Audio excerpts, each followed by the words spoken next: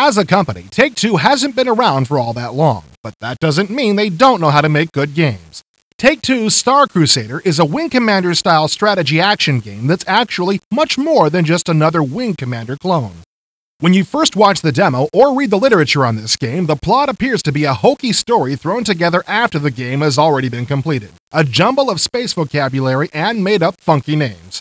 Fortunately, with a little more investigation and a little patient listening, one finds out that the plot of Star Crusader is in fact an intricate tale that tells of a powerful conquering race that has taken over most of the universe, and is trying to impose their views and values on other alien races. Your point of view on their actions all depends on what side you decide to take.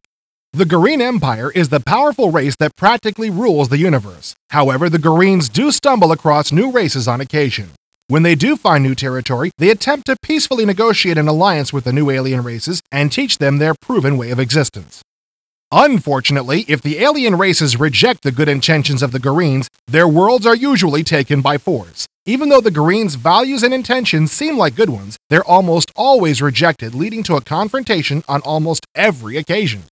When it comes down to the actual game, the new territory that the Greens have stumbled upon is the Ascalon Rift, a group of planets consisting of 10 alien races. Since diplomacy has failed, the Greens decide to force the Ascalon Rift to submit and join the Empire. Even though many of the alien races in the Ascalon Rift have been warring with each other for centuries, they decide to work together to try and repel the Green conquest.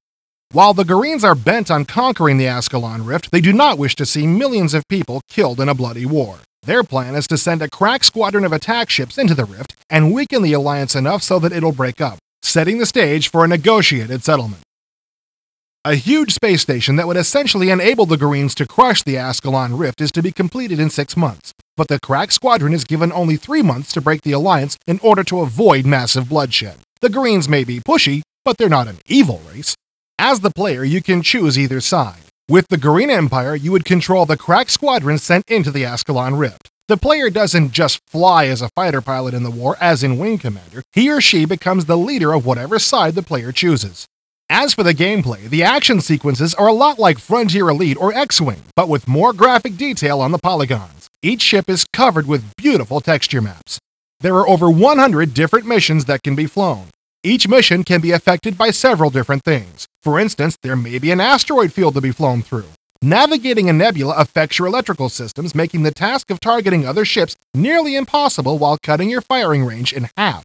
The graphics are different, but well done. The voices are good, and the rendered cinematics look sharp. With the incredible variety in missions, the addition of strategy, and the choice of choosing your sides, Star Crusader should be an incredibly replayable game.